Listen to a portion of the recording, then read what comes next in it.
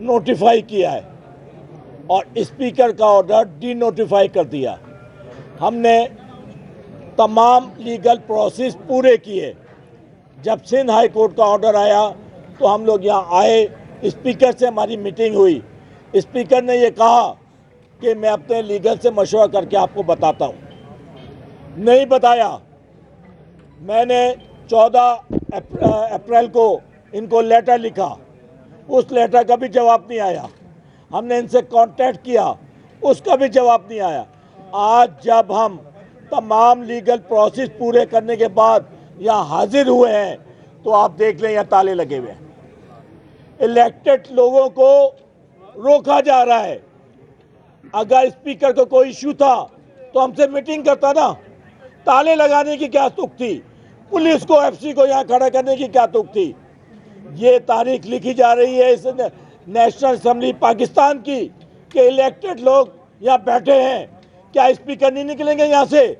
यहाँ पे जाली असेंबली के जो मेंबर हैं, जो जाली मेंबर बैठे हैं, हम देखते हैं बाहर कैसे निकलेंगे। हम यहीं बैठे हुए हैं, ये कैसे जाएंगे? किस दरवाजे से जाएंगे? ये हम इनको बता देना चाहते हैं कि ये हमारा हक है। इस वक्त इस मुल्क में ना आइन है, ना कानून है, ना सुप्रीम कोर्ट की बात सुनी जा रही है, ना हाई कोर्ट की बात सुनी जा रही है। और दूसरा, जो कराची के जाली मैंडेट जिन लोगों के पास हैं, जब उनको तकलीफ होती है एक प्रेस कॉन्फ्रेंस करते हैं, प्राइम मिनिस्टर उनको बुला लेता है और सौदेबाजी हो जाती है। इस वक्त हमने कराची में उल्टी गिनती का कैसे कैंपेन शुरू की हुई है। जो मर्दमशुमारी हुई है 2017 के मुकाबले में कराची की गिनती कम हो गई है। उसके नुकसानात बहुत ज़्यादा होने जा रहे हैं। कराची से एनए के और पीएस के दोनों के कैंडिडेट कम हो जाएंगे, सीट्स कम हो जाएंगी, वहाँ पे पानी कम हो जाएगा, बिजली कम हो जाएगी, गैस कम हो जाएगी। उसके खिलाफ हम असेंबली में आवाज़ बुलंद करने आए हैं। जी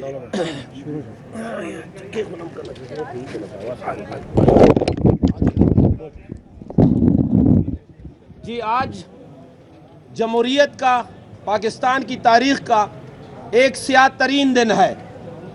आज अवाम के मुंतखब नुमाइंदों को उसकी ईवान से, पार्लियामेंट से रोका जा रहा है। वैसे इमरान खान साहब ने जाते हुए कहा था कि कोई रह तो नहीं गया, तो चेयरमैन साहब कुछ लोग रह गए थे।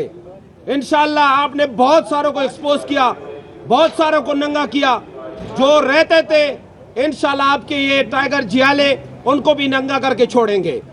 हमें पता था कि ये जो जमहूरियत है नाम नेहाद, ये जो पार्लियामेंट है, इस पे ये शहबाज मदारी या राजा रेंटल, वो तो बराए नाम, वो तो बंदर हैं, वो तो डुगडुगी पे नाचने वाले हैं। हमें पता था ये, लेकिन आज हमने ये मंजर भी देखा कि पार्लियामेंट को ताले लगाए गए।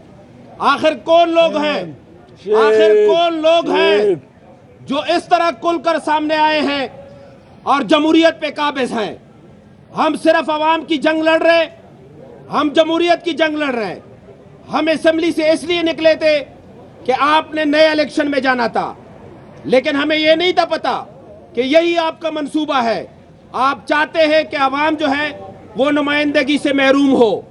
हम आज परवेज अशरफ को ये याद दिलाना चाहते हैं, पीपल्स पार्टी बड़ी जमहूरी बनती है। आप लोगों के लिए डूब मरने का मकाम है, शर्म का मकाम है। आज आप अवाम के मुंतखब नुमाइंदों को रोक रहे हैं। और अगर एक मिनट के लिए मैं तस्लीम भी करूं कि हम इस वक्त एमएनए हैं या नहीं है, क्या अवाम को या साबिक एमएनए को पार्लियामेंट के अंदर जाने की इजाजत नहीं है? इसका मतलब यह है कि ये नो गो एरिया है। पाकिस्तान में नो गो एरिया हमें पता था कि बहुत सारे हैं, लेकिन आज पता चला कि पार्लियामेंट भी नो गो एरिया है।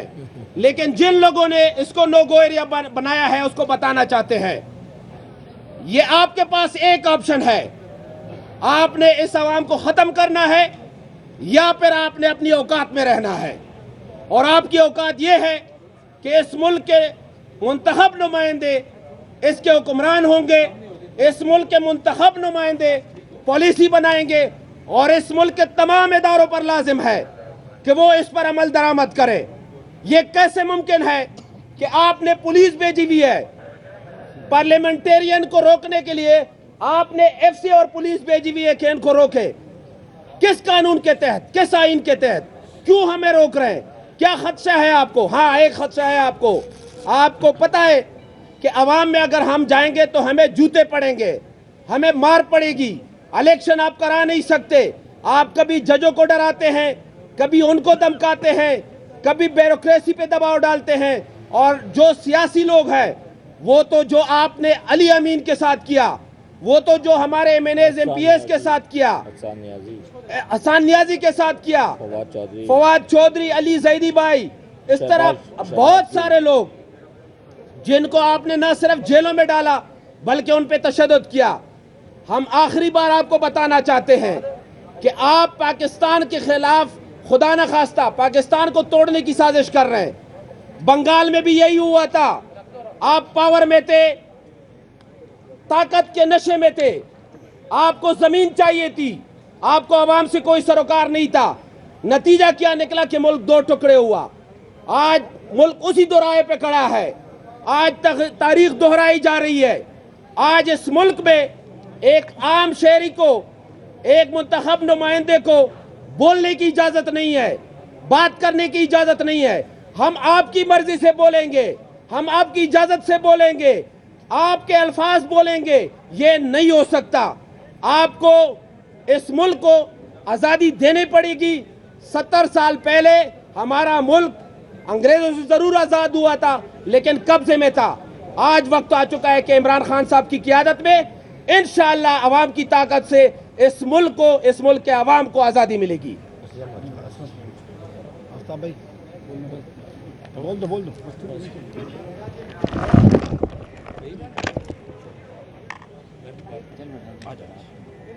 आफ्ताब भाई बोलो।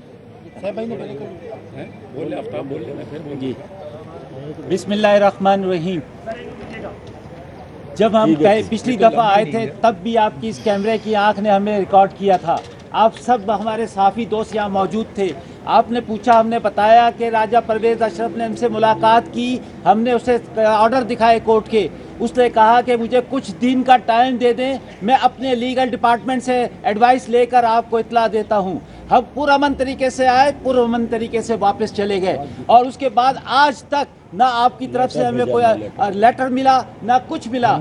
हमने फिर भी आपको बताया कि हम आ रहे हैं। अगर हमारे अंदर कोई दहशतगर्दी करनी होती, कोई और कुछ करना होता तो हम कई इस्लामाबाद की तंजीम को बुलाते, अपने वर्करों को बुलाते, अपने लॉयर्स विंग को बुलाते। यहाँ पर हम पुरअमन तरीके से आए थे और हमें अपनी एडवाइस पर आए थे, अपने लॉयर्स की एडवाइस पर आए थे कि आपको पूरा हक हासिल है कि आप असेंबली में जाकर अपनी नुमाइंदगी करें, अपने शहर की नुमाइंदगी करें, जो इस वक्त सबसे बड़ा शहर पाकिस्तान को 65% रेवेन्यू देता है, सिंध को 95% रेवेन्यू देने वाला इस वक्त सबसे ज़्यादा मुश्किलात के अंदर है। जहाँ पे सेंसस का मसला है, जहाँ पे बेशुमार और मसाइल हैं। जो पाकिस्तान की कराची की नुमाइंदगी करने वाले 6-7 लोग जो अंदर बैठे हैं, वो आज भी कह रहे थे एयरपोर्ट के ऊपर, हमने तो ये शोशा छोड़ा है ताकि हमें कुछ और मिले, ताकि हमें इंतखाबात के लिए कोई माल मिले, कोई अखराजात मिले।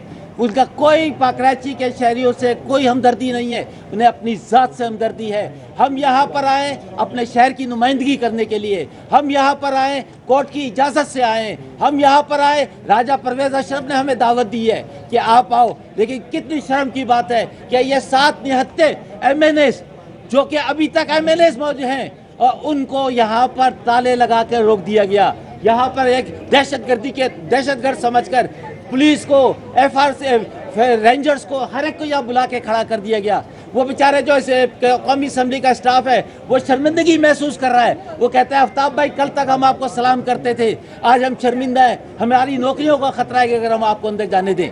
तो खुदा के लिए इस पाकिस्तान को बनाना रिपब्लिक ना बनाओ, इसको अवाम की अदालत में लेके जाओ। अवाम जिसको फैसला दे, अवाम आपको फैसला दे आपके हक में, आप बैठ के हुकूमत करो। अवाम किसी और को हक में वोट डाले, उसको इजाज़त है। अगर अवाम PTI को देती है मौका, खान साहब को मौका देती है, तो फिर PTI का काम है कि वो यहाँ पर आए और हुकूमत करे।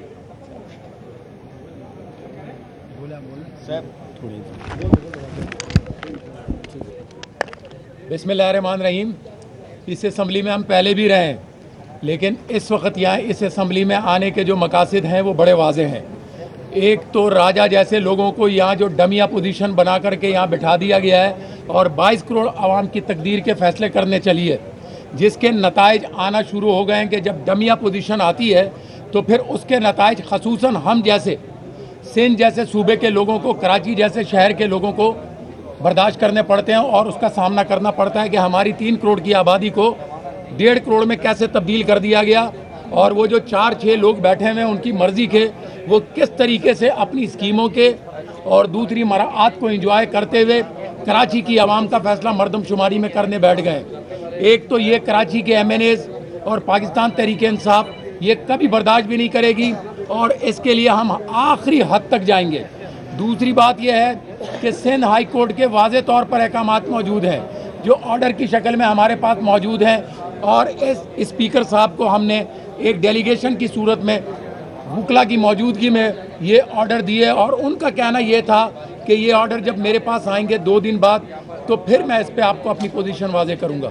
اس کے بعد ہم نے مختلف لیٹر ان کو لکھے، ہمارے اس کی طرف سے لکھے گئے کراچی کی تنظیم کی طرف سے کہ آپ اس پہ اپنی پوزیشن واضح کریں، لیکن آج تک نہ وہ اپنی پوزیشن واضح کر چکے کیونکہ واضح طور پر احکامات موجود ہیں سندھ ہائی کورٹ کے۔